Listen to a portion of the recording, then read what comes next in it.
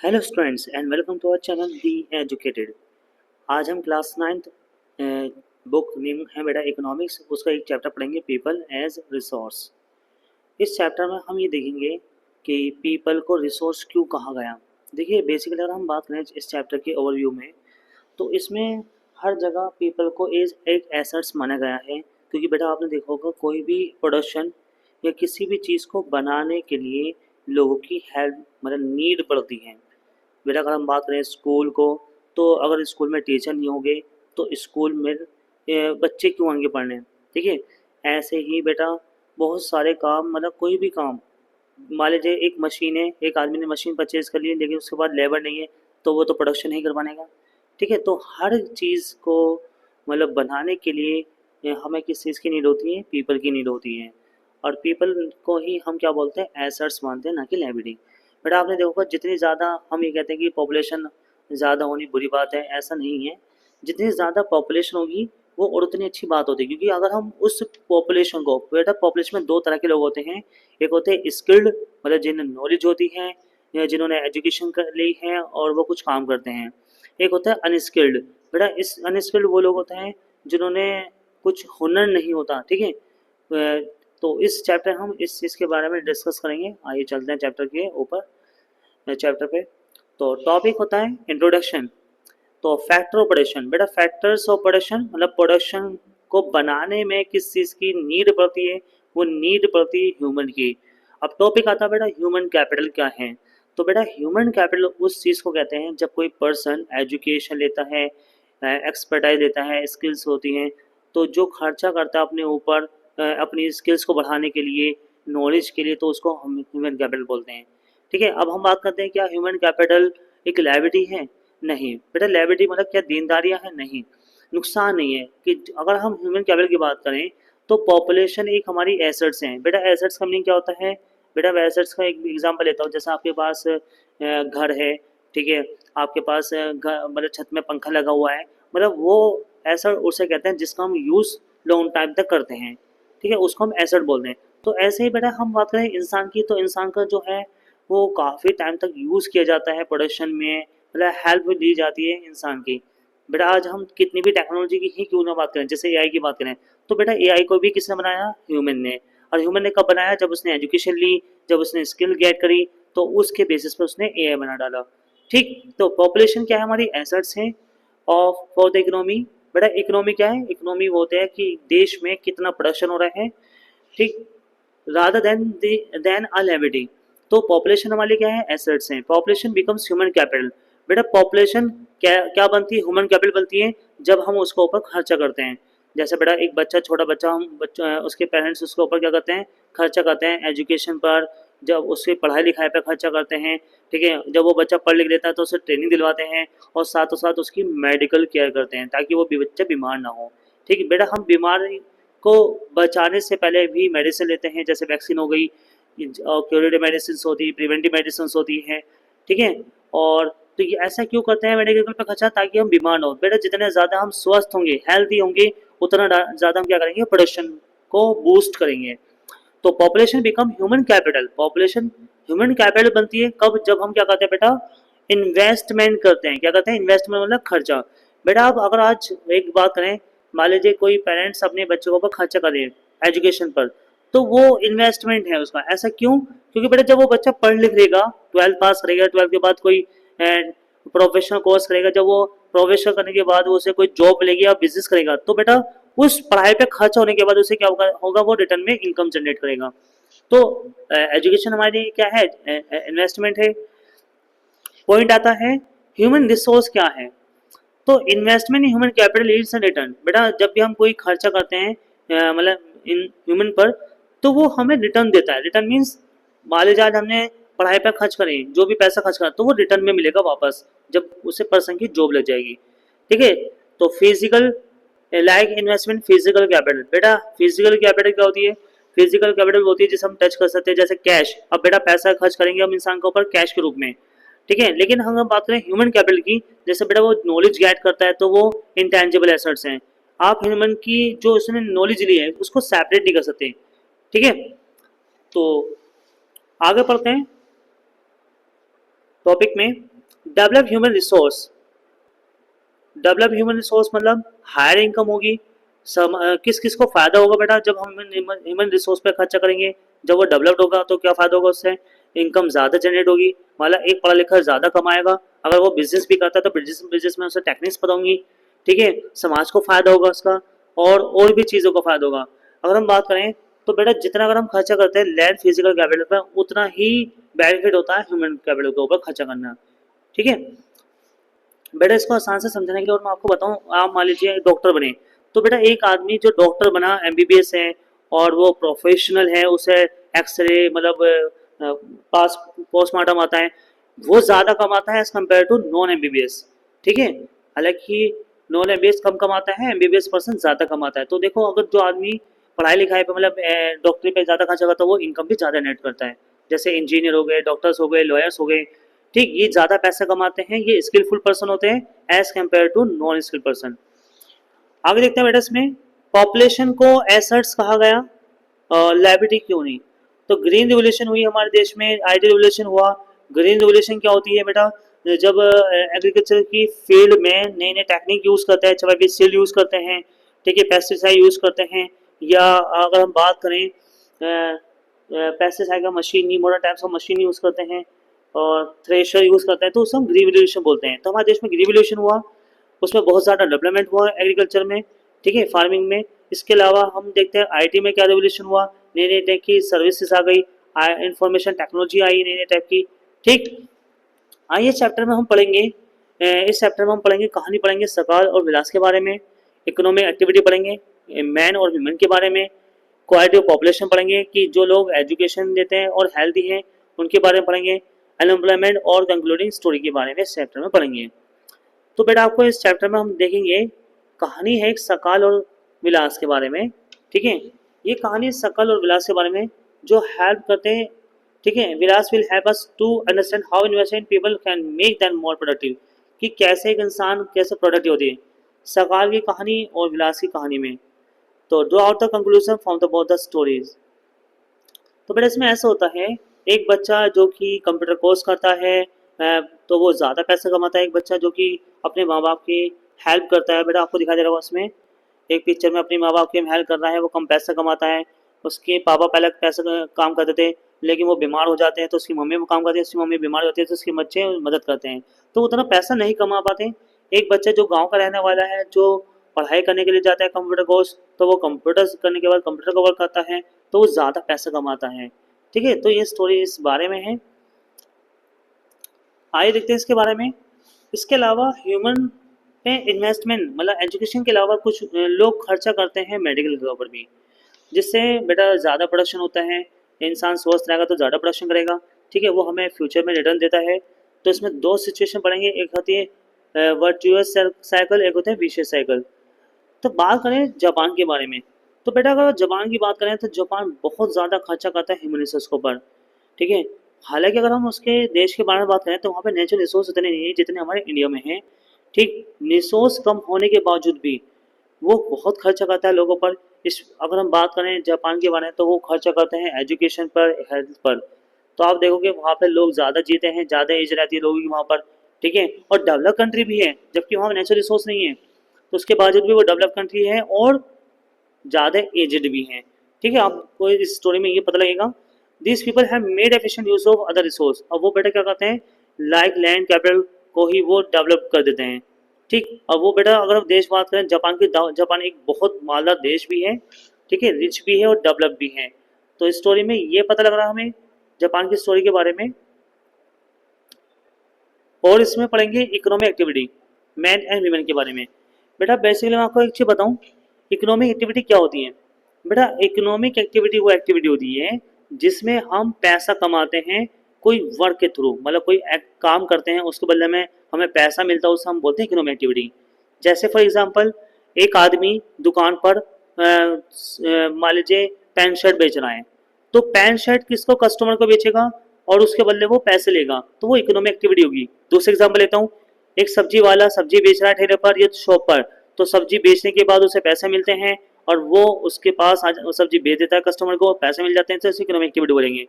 ठीक है, जो कोई भी काम हम पैसे कमाने के लिए करते हैं बेटा लीगली रूप से, जो ऑथराइज्ड है, जैसे सब्जी कमाना, बिजनेस करना, या कोई डॉक्टर, लॉयर, सर्विस, ये सब हमारी इकोनॉमिक एक्टिविटी होंगी। वो एक्टिविटी नहीं होगी जैसे इलीगल एक्टिविटी हो गई, ठीक है, गैमलिंग हो गई, या इकोनॉमिक एक्टिविटी नहीं होती जिससे देश का ये ग्रोथ नहीं होती। या इकोनॉमिक एक्टिविटी वो भी नहीं होती, जैसे एक एग्जांपल लेते हैं कि मान लीजिए टीचर अपने बच्चों को, खुद के बच्चों को पढ़ाना, तो वो इकोनॉमिक एक्टिविटी नहीं है क्योंकि वो पैसे नहीं लेगा अपने बच्चे से, ठीक है। जैसे एक एग्जांपल लेता हूँ मैडम बहुत बढ़िया, जैसे घर में आप मम्मी चाय बनाती है, तो चाय अपने लोग मतलब अपने फैमिली मेंबर के लिए बनाती है, तो वो पैसे नहीं लेंगी कुछ चाय के, तो वो इकोनॉमिक एक्टिविटी नहीं होगी। लेकिन सेम अगर वही चाय अगर हम मार्केट में बेचें तो पैसे लेंगे, ठीक है, चाय स्टॉल वाले, तो इकोनॉमिक एक्टिविटी होंगी।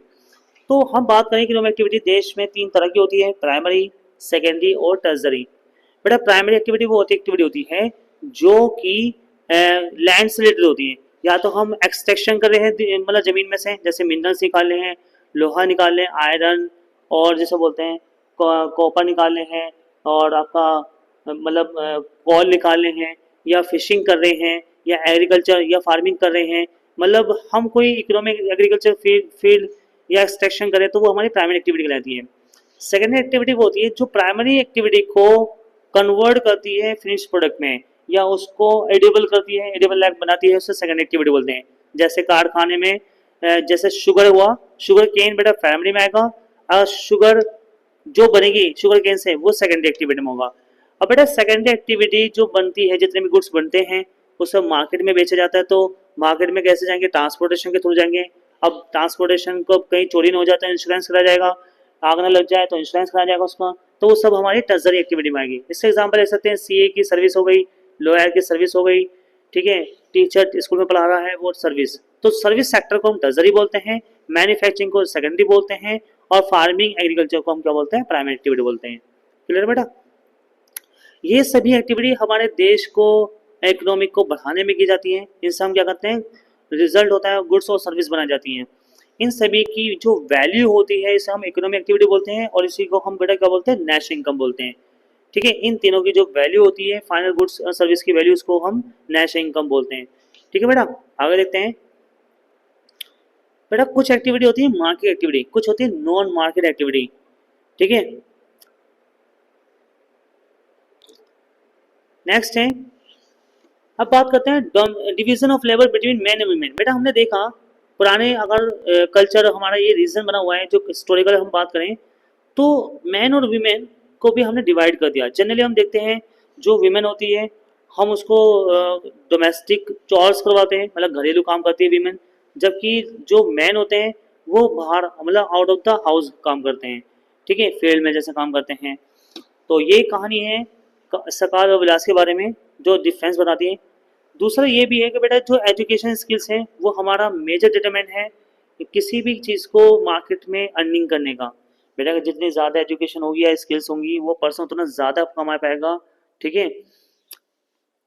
बात करते हैं मैन और वीमेन के बारे में, तो बेसिकली हमने देखते हैं कि मैन ज़्यादा पैसे मिलते हैं एज़ कम्पेयर टू वीमेन को, वीमेन से, ठीक है। मैन को मान लीजिए किसी फील्ड में 10,000 मिलते हैं तो हमें डिस्क्रिमिनेशन देखने को मिलता है कि सेम जॉब को वीमेन को कम मिलते हैं, मैन को ज़्यादा मिलते हैं, ठीक है। आगे देखते हैं क्वालिटी ऑफ पॉपुलेशन। बेटा क्वालिटी ऑफ पॉपुलेशन कैसे होगी, एजुकेशन के थ्रू होगी। किसी भी पॉपुलेशन को हम क्वालिटी कैसे कर सकते हैं, जब उसको पढ़ाएंगे लिखाएंगे तो वो क्वालिटी ऑफ एजुकेशन होगी। The quality of population depends upon the literacy rate. बेटा लिटरेसी रेट का मीनिंग होता है एजुकेशन। जब कोई पर्सन जितना लिटरेसी रेट होगी, उसकी हेल्थ ऑफ अ पर्सन होगा, तो उसे हम क्वालिटी ऑफ पॉपुलेशन बोलेंगे, ठीक है। Quality of the population ultimately decide the growth rate of the country. बेटा यही हमारा डिसाइड करता है देश में कितनी ग्रोथ होगी, मतलब जितने ज़्यादा क्वालिटी ऑफ एजुकेशन देश में होगा उतनी ज़्यादा ग्रोथ ऑफ द कंट्री होगी, इकोनॉमी उतनी ही बढ़ेगी, ठीक है। आगे देखते हैं, यही स्टोरी सकाल के बारे में, ये आपको एनसीईआरटी में स्टोरी मिलेगी बेटा आपको। Quality of population education, there is a special emphasis on providing the education of the population. क्या है बेटा, providing universal access, retention, quality of elementary education with the special on girls. ये हमारे देश में बात करें तो एजुकेशन दिलाई जा रही है गर्ल्स को, पहले बहुत कम थी, अब बहुत ज़्यादा एम्फेसाइज किया जा रहा है कि गर्ल्स को पढ़ाया जाए, ठीक है। एलिमेंट्री स्टेट पर ही, एलिमेंट्री कितना होता है बेटा, up to fifth class, first to fifth class को एलिमेंट्री एजुकेशन बोलते हैं। इसके अलावा हमारे देश में अलग अलग डिस्ट्रिक्ट में नवोदय विद्यालय खोले गए हैं ताकि लोग ज़्यादा से ज़्यादा पढ़ें, मतलब बच्चे ज़्यादा से ज़्यादा। वोकेशनल स्ट्रीम स्टार्ट कर दी गई है ताकि बच्चों को स्टार्टिंग में ही, मतलब 10th से लेके 9th से लेके 12th तक, जो जिसे बोलते हैं सेकेंडरी सीनियर सेकेंडरी एजुकेशन में ही वोकेशनल कोर्स कराया जाता है ताकि बच्चों को तुरंत वो कुछ काम करने लग जाएं। ठीक है। और हमारे देश में खर्चा पहले जो था वो 151 करोड़ रुपए था एजुकेशन के ऊपर। ठीक है। जिससे बढ़ाकर बेटा की बात की जाए फर्स्ट 5 ईयर प्लान में 99,300 करोड़ रुपए खर्च हो चुके हैं। ठीक है। देश में सरकार बहुत खर्चा करती है एजुकेशन के ऊपर। इसके अलावा एक्सपेंडिचर एजुकेशन, तो अगर हम परसेंटेज की बात करें जीडीपी का, वो 0.64% से लेकर 3.1% हो चुका है 2019 और 20 के डेटा के अकॉर्डिंग बता रहा है। ठीक है। और बेटा करंट जो 2025 का अलग डेटा है। क्या फायदा हुआ लिटरेसी, बेटा खर्चा करने से सरकार के क्या फायदा हुआ? 18% से बढ़कर एजुकेशन के जो लिटरेसी रेट है वो 85% पहुंच चुका है। लोग बहुत पढ़ चुके हैं बेटा। दूसरा क्या हुआ? प्राइमरी जो स्कूल है वो बढ़ चुके हैं, पहले से ज़्यादा 8.5 लाख से ज़्यादा स्कूल खुल चुके हैं देश में। कुछ कमियां हैं। Was different the literacy notice across different section of the population. क्या चैलेंज दिखे? Huge expansion of the school has been diluted by the poor quality. बेटा सबसे बड़ी दिक्कत ये है, बहुत सारे स्कूल धड़ाधड़ खुल रहे हैं, स्कूल तो खुल रहे हैं लेकिन क्वालिटी ऑफ एजुकेशन खत्म हो रही है। बहुत सारे स्कूल क्वालिटी ऑफ एजुकेशन नहीं प्रोवाइड करते बच्चों को। दूसरा, कुछ बच्चे छोड़ देते हैं स्कूलिंग, ड्रॉप आउट रेशियो जो है वो बहुत ज़्यादा है। तो बेटा आपको इसमें पिक्चर में दिखाई देगा 1991 में बेटा बहुत कम बच्चे पढ़ते थे। अगर हम बात करें मेल और फीमेल के बारे में, तो मेल बेसिकली रेड कलर का बेटा इसमें ऑरेंज, ठीक है, वो ज़्यादा पढ़ते थे एज कम्पेयर टू फीमेल के बारे में। फीमेल कम पढ़ती थी। और आज कितनी हो गई? आज फीमेल भी, सॉरी मेल भी फिर भी फीमेल से ज़्यादा है परसेंटेज में अगर देखा जाए। तो दो 1991 से लेकर 2011 तक अगर हम ओवरव्यू देखें तो लिटरेसी रेट बढ़ रहा है, इंक्रीज हो रहा है। ठीक है। और मेल का भी साथ साथ फीमेल का भी, पॉपुलेशन का भी बढ़ रहा है। इसमें किस चीज़ का योगदान रहा है, मतलब पॉपुलेशन क्यों बढ़ रही है, किस चीज़ का योगदान आया है? तो हमारी सरकार ने एक कैंपेन लॉन्च करा है जिसका नाम है सर्वे शिक्षा अभियान। इसका मतलब होता है सब बच्चे पढ़ें। ये अभियान हमारी सरकार ने लॉन्च किया है, इंडियन गवर्नमेंट ने। कब लॉन्च किया था बेटा? 2010 में। इसमें यह था जितने भी सभी बच्चे जिनकी एज 6 से लेकर 14 साल तक है, देश में सभी बच्चों को पढ़ना जरूरी है। ठीक है। दूसरा क्या था? ये इनिशिएटिव करा गया था सेंट्रल गवर्नमेंट द्वारा, जिसमें मदद ली गई स्टेट गवर्नमेंट की। सेंट्रल गवर्नमेंट ने स्टेट गवर्नमेंट से कहा और कम्युनिटी, मतलब बहुत सारे मतलब मिलजुल के कहा कि इसको प्रमोट किया जाए ताकि सारे कोई बच्चा अनपढ़ ना रहे। लोकल गवर्नमेंट से भी कहा, ठीक है, कम्युनिटी से भी कहा कि हमें इस गोल को अचीव करना है। एलिमेंट्री एजुकेशन तो कम से कम सभी बच्चों को मिल जाए। ठीक है। एलिमेंट्री क्या होती है बेटा? 1 से लेकर 5th तक की को बहुत सारे कोर्सेज चलाए गए, स्कूल कैंप चलाए गए कि वापस बच्चों को लाया जाए किसी भी तरीके से। और हमने देखा कि जो एलिमेंट्री एजुकेशन है उसमें काफ़ी बढ़ोतरी देखने को मिली, मतलब बच्चों का एडमिशन काफ़ी हुए। ठीक है। ऐसे कैंपेन चलाने के बाद, और इसमें सरकार ने बहुत सारी फैसिलिटी दी है। क्या दी थी? ताकि बच्चा छोड़े ना गाँव में। क्या होता है कि जो फार्मर्स होते अपने बच्चों को नहीं पढ़ाने देते थे। वो रीज़न क्या था कि उनका खाना कौन खिलाएगा? तो हमारी सरकार ने क्या करा, mid day meal scheme launch करी है कि बच्चों को पढ़ाई के साथ फ्री में खाना खिलाया जाएगा सरकारी स्कूलों में। ठीक है। इसके अलावा 12th प्लान देश में लॉन्च किए गए ताकि ग्रोस एनवायरनमेंट रेशो बढ़ाया जाए। अगर हम बात करें हायर एजुकेशन की, तो जो 18 से 23 साल तक के हैं वो 27% बढ़ चुका था। 2019 और 20 की बात करें तो, ठीक है, 19-20 और 20-21 की बात करें तो वो टारगेट था कि 30% तक पहुंच जाए। ठीक है। मतलब हायर एजुकेशन में भी काफ़ी इंप्रूवमेंट देखने को मिला। स्ट्रैटेजी फोकस कर रही थी कि लोगों को कम से कम एक्सेस हो जाए एजुकेशन, क्वालिटी एजुकेशन मिले, एडोप्शन स्टेट स्पेसिफिक करिकुलम बनाया जाए। ठीक है। नए टाइप और वोकेशनलाइजेशन किया जाए, नए नए कोर्स लॉन्च किए जाए ताकि लोगों को पढ़ने के बाद एकदम जॉब मिल जाए या कुछ अपना बिजनेस स्टार्ट कर लें। ठीक है। और आईटी लाए गए, इंफॉर्मेशन टेक्नोलॉजी यूज़ किए गए, न्यू न्यू टेक्निक यूज़ की गई पढ़ाने के ऊपर। जैसे आजकल देखते हो बेटा ऑनलाइन एजुकेशन है। ठीक है। ऐप्स का यूज़ करते हैं। The plan also focus on the distance education. बेटा डिस्टेंस एजुकेशन क्या होती है? घर बैठे पढ़ सकते हैं, ये भी किया गया। जैसा हम बात करें इग्नू की, तो बेटा Indira Gandhi national open university, तो इग्नू, सॉरी इग्नू है ये, इग्नू, तो बेटा ये एक ओपन यूनिवर्सिटी खोल दी गई ताकि बच्चे घर बैठे पढ़ सकें, ठीक है। तो कॉलेज में जाके एग्जाम देते हैं, ऐसे किए गए। Colleges of formal non formal तरह की पढ़ाई गई, डिस्टेंस आईटी एजुकेशन खोले गए। तो हमें क्या देखने को मिला, नंबर ऑफ यूनिवर्सिटी की ग्रोथ हुई देश के अंदर, ठीक है, इंस्टीट्यूशन भी बढ़े, तो काफ़ी डेवलपमेंट देखने को मिला। इसके अलावा बात करें हेल्थ के बारे में, तो बेटा अगर बेसिकली अगर हम हेल्थ की बात करें तो हर पर्सन को अच्छी हेल्थ होना बहुत ज़रूरी है। क्वालिटी ऑफ पॉपुलेशन तभी होगी जब हेल्थ होगी अच्छी। बेटा अगर हेल्थ अच्छी होगी तो प्रोडक्शन ज़्यादा होगा, अगर बेटा हेल्थ ही अच्छी नहीं होगी, हेल्थ अच्छी नहीं होगी तो प्रोडक्शन कैसे ज़्यादा होगा, ठीक है। बीमार रहेंगे तो क्या कर पाएंगे, कुछ भी नहीं कर पाने का। तो what do you understand by good health? Good health क्या है, आइए इसमें पढ़ाई होते हैं। Health is an indispensable basic for realizing one's well-being. Hence, for improvement in the health status of the population has been priority of the country. तो देश का सबसे ज़्यादा जो प्रायोरिटी रहा वो हेल्थ के ऊपर रहा फोकस, ठीक है। आपने देखा होगा सरकार डिफरेंट टाइप की स्कीम्स यूज़ करती है, लोगों से कहती है कि वो कार्ड बनाए, हेल्थ हेल्थ कार्ड बना लें। तो सरकार खर्च करती है, अगर किसी का बिल लाखों का बैठता है तो सरकार पे करती है पर्सन के बिहाफ पर। ऐसा क्यों कर रही है सरकार? सरकार पैसा इस वजह से खर्च कर रही है हेल्थ के ऊपर ताकि लोग ज़्यादा प्रोडक्शन करें, ठीक है। हेल्थ अच्छी होगी तो लोग देश की इकोनॉमी बढ़ेगी, अगर हेल्थ अच्छी नहीं होगी तो देश की इकोनॉमी कैसे बढ़ेगी। तो इसके अलावा हमारी हेल्थ की बात करें तो देश में तो बहुत सारे गवर्नमेंट ने स्टेप लिए हैं।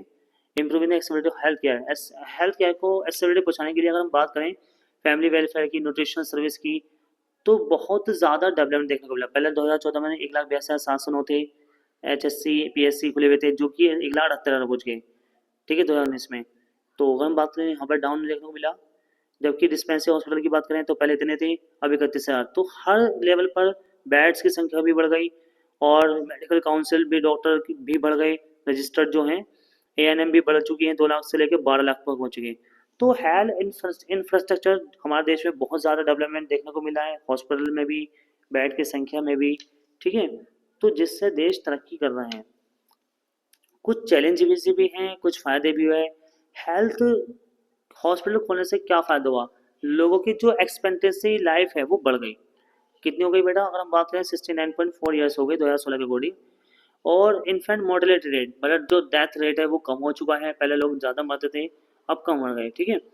बर्थ रेट बढ़ चुका है, ठीक है, पहले बहुत ज़्यादा कम था बर्थ रेट, अब ज़्यादा हो चुका है। डेथ रेट डाउन हो चुका है, पहले लोग ज़्यादा मरते थे, ठीक है, अब कम मर रहे हैं, तो हेल्थ की वजह से, ठीक। दूसरा क्या है, एक्सपेक्टेंसी बढ़ चुकी है चाइल्ड है की। इसके अलावा increase in longevity of life is an indicator of the good quality of life marked by the self confidence, ठीक।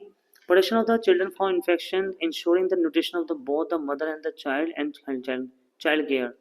इससे क्या फ़ायदा हुआ बेटा, बच्चे को जो इन्फेक्शंस होते थे न्यूट्रिशन की वजह से, जो मदर नहीं दे पाती थी न्यूट्रिशन बच्चे को, तो उस चीज़ को ठीक किया गया, बच्चे की हेल्थ पर फोकस किया गया।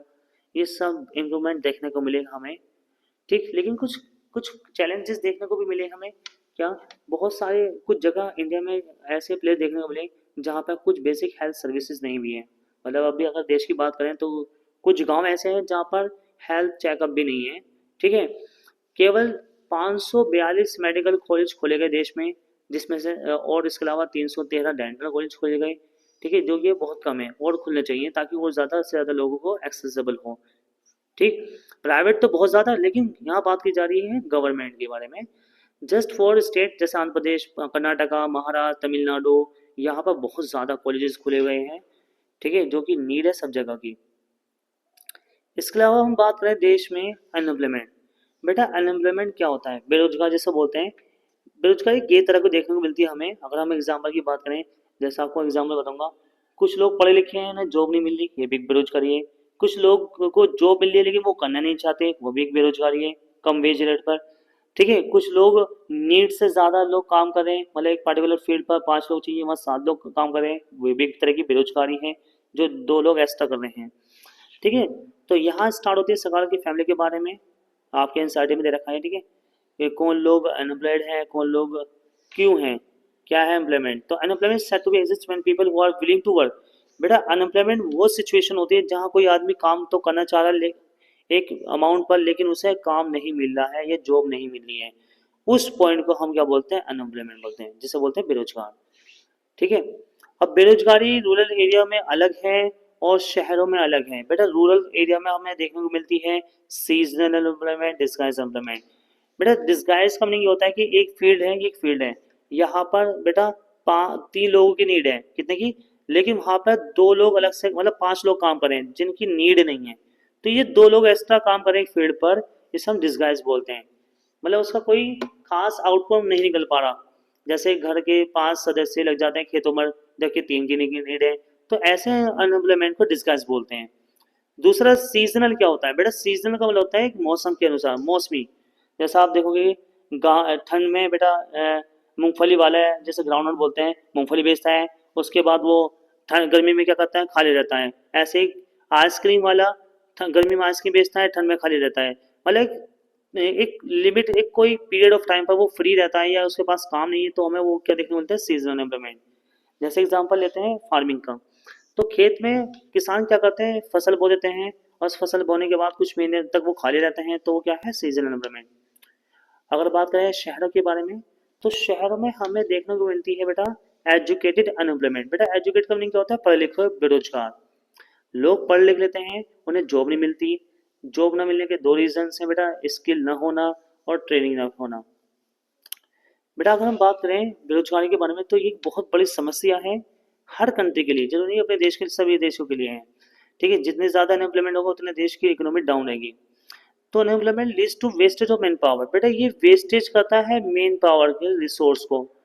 ठीक है, जो मेन पावर देश की इकोनॉमी को आउटपुट को बढ़ाता वो नहीं बढ़ा पाता, तो मेन पावर को वेस्टेज करता है, जो कि अगर हम बात करें asset for the economy turn into liability, वो लायबिलिटी बन जाती है, क्योंकि उससे कोई आउटपुट तो नहीं हो रहा, ना देश का कोई फायदा हो रहा है। ठीक है, सोशल वेस्टेज होता है। अनएम्प्लॉयमेंट बढ़ाता है इकोनॉमिक ओवरलोड को। इकोनॉमिक की मतलब जैसे कि किसी लोगों को रोजगार नहीं मिल रहा तो सरकार उसे सहायता करती है, फ्री पैसे देती है, मदद करती है, तो वो देश का ओवरलोड होता है। Quality of life of individual society, सब पर फर्क पड़ता है बेटा इसका, लाइफ पर भी सोसाइटी पर भी। हेल्थ स्टेटस डिक्लाइन होता है, withdrawal from the school system होता है, और इकोनॉमिक डिप्रेशन में पहुंच जाती है अनएम्प्लॉयमेंट से। ठीक है, जैसे हम बात करें जर्मनी की, बेटा आपने कहानी पढ़ी होगी जर्मनी में, तो बेटा वहाँ पर जब लोगों को रोजगार नहीं, तो वो लूटपाट करते हैं, ये ऐसा पढ़ा होगा अपने स्टोरी में। फ्रांस में भी लोग लूटपाट करते हैं। तो ये सब अनएम्प्लॉयमेंट का रीज़न है, जैसे चोरी होना, जिसके पास रोजगार नहीं होता वो क्या करता है? नेगेटिव माइंड होता है, वो गलत काम करने लग जाता है। भारत की बात करें, इंडिया की, तो people appear to work throughout the year, but in terms of their production and income is not adequate for them. बेटा हमें देखने को लोग मिलते हैं पूरे साल काम करते हैं, लेकिन वो उतना नहीं इनकम कमा पाते हैं जितना उन्हें चाहिए होता है। अगर हम बात करें डिस्गाइज अनएम्प्लॉयमेंट, तो हमें देखने को मिलता है एग्रीकल्चर सेक्टर में सबसे ज़्यादा, जो कि एक बड़ी समस्या है। अगर हम अनएम्प्लॉयमेंट सिनेरियो की बात करें, सिनेरियो मतलब पूरा ओवरव्यू की बात करते हैं सेक्टर की, तो प्राइमरी में अलग एम्प्लॉयमेंट है। ठीक है, लोग प्राइमरी से जो लोग बेरोजगार होते हैं, अगर हम बात करें डिस्गाइज की, तो जो लोग एक्स्ट्रा काम करते हैं वो कहाँ चले जाते हैं? सेकेंडरी सेक्टर में। कुछ लोग सेकेंडरी से टर्सरी सेक्टर में जाते हैं, तो shifting of the second sector होते हैं ताकि लोगों को रोजगार मिल जाए। ठीक है, स्टोरी में देखें, story showing how the people could become asset for the economy, कैसे एसेट बनती है। जैसे गांव कि जो फैमिलीज होती हैं वो कैसे बनती है? अपना आपको खुद रिलायंट करती हैं, एजुकेशन देती है अपने बच्चों को ताकि नॉलेज मिल जाती है, तो उससे फैम उससे जैसे इसमें एक स्टोरी ये थी बेटा, तो एक बच्चे को गांव में क्या होता है? पढ़ाया जाता है। अब वो एग्रीकल्चर इंस्टीट्यूट में जाता है, वो नए टेक्निक सीखता है, तो वो अपने गांव में वापस आता है, फार्मिंग के मेथड को बढ़ाता है, प्रोडक्शन ज़्यादा होता है। उससे क्या होता है बेटा, इस स्टोरी में क्या था, उससे जब वो प्रोडक्शन बढ़ता है तो वो इतनी इनकम जनरेट करता है कि मतलब इतना प्रोडक्शन ज़्यादा कर लेता है एग्रीकल्चर का, कि वो अपने खुद के लिए भी करता है, साथों साथ मार्केट में भी बेचता है, जिससे वो सरप्लस मतलब प्रॉफिट कमा पाता है और लोगों को भी जॉब देता है। तो हमने देखा कि लोग क्या करते हैं, इसकी भी पढ़ाई करते हैं फार्मिंग की, और डेवलपमेंट करते हैं। ठीक है, economic development, broad social development, कैसे डेवलपमेंट हो सकता है? इकोनॉमिक डेवलपमेंट, अगर हम एजुकेशन सभी लड़की को दें, लड़कियों को दें, तो वो सेल्फ रिलायंट बनेगी, खुद की बेसिस पे वो पैसा कमाएंगी।